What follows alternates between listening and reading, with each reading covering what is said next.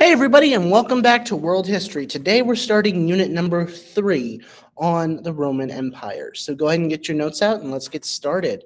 At the end of today's assignment, you will be, I believe there's an activity you will be completing as a continuation of this discussion.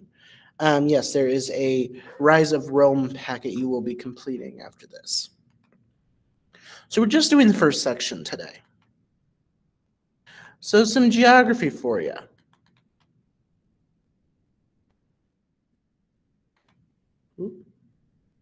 So we're on the Italian peninsula right here. It helped expand Italy and beyond, especially up into the more mountainous regions near the city of Genoa.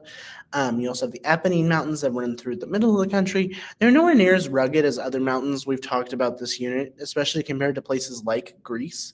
Those mountains are nowhere near as massive. So a number of fertile plains that supported a growing population.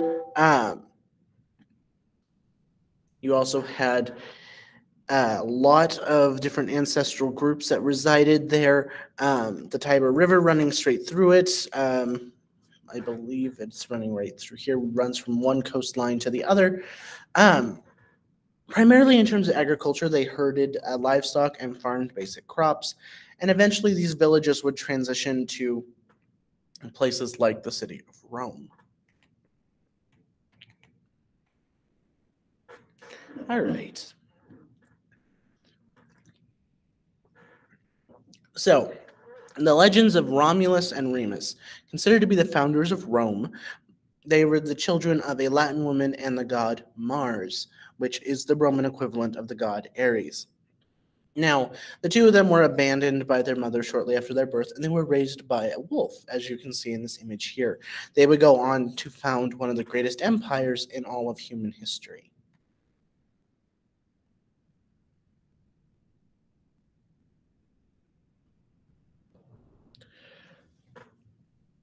So we have a little bit more to do with the Etruscans. We talked about them briefly last unit.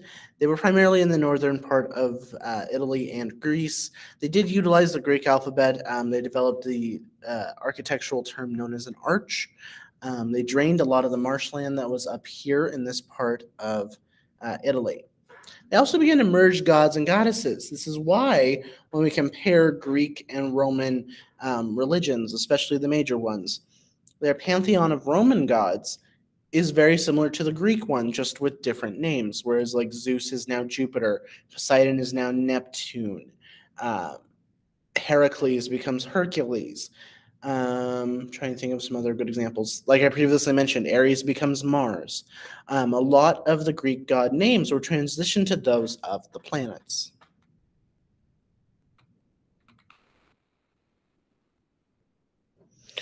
So, the Roman Republic was established in roughly 509 BC. They drove out the Etruscans and set up a new style of government, that of a republic, that quote-unquote, which belongs to the people. Some officials were chosen by the people, some were not. The goal was to prevent an individual from being too powerful in Rome. This is why we talk about Rome, at least the early portion, being a continuation of Athenian-style democracy. So the Senate dominated the government, and we had people known as Patricians, or members of the landholding class. They served for life in the Senate, and they passed all of the laws in Rome. We have some images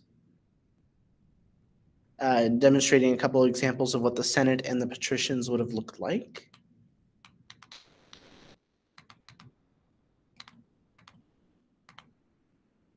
So there was a system of checks in place in the Roman government to make sure nobody got too powerful. That and the role of the consul. They would only serve one term. As for its actual length, I'm not entirely sure.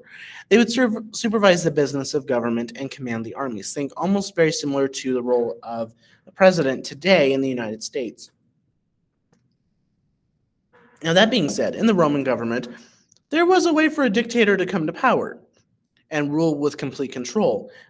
They were chosen during times of war when that sort of thing was needed. But they could only be in power for as long as 6 months. After that point, they'd need to be removed.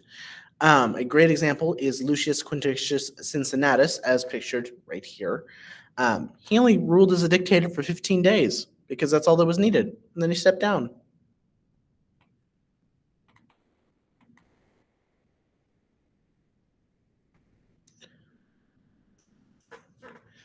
All right, so next up we have the plebeians. These are your common folk, us. Farmers, merchants, artisans, and traders.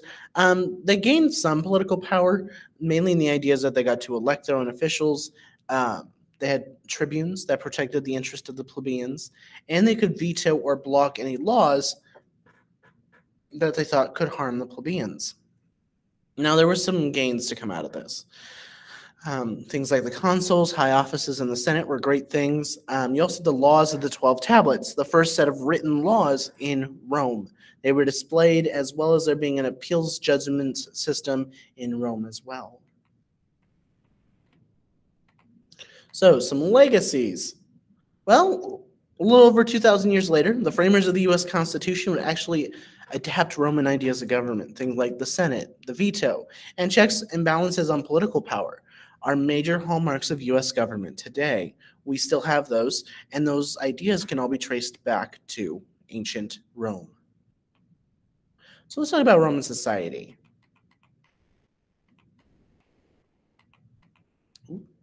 So, in terms of family, it was the basic unit of Roman society. And again, with most of these ancient civilizations, the Romans weren't any different. The men were the head of the household and absolute authority. That being said, women did have some greater freedoms and influence over the centuries. Some ran businesses. Most worked at home, raising families, spinning, and weaving cloth. Education. Both girls and boys learned to read and write. That is a regardless thing. And education was highly valued for them. And now, in terms of religion, like I've previously mentioned, the gods and goddesses resembled Greeks and Etruscans festivals, inspired the sense of community. They also built a number of temples for worship as well. So by 270 BC, the Republic had grown to control most of the Italian peninsula. They conquered the Etruscans and all of the Greek city-states that were here to the south.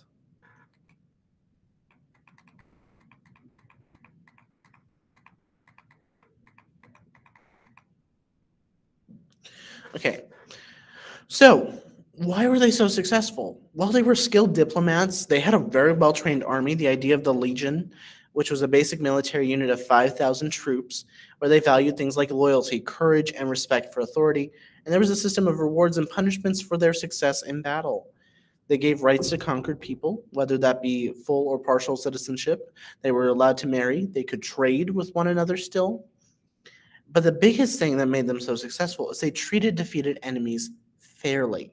As long as they acknowledged Roman leadership, paid taxes, and supplied soldiers, they could keep their own customs, their own money system, and their own local government, which was unique for the time. All right, that is it for notes for today. What you're going to complete now is the Shag Rise of Rome packet. I'll see you all next time. Bye, everyone.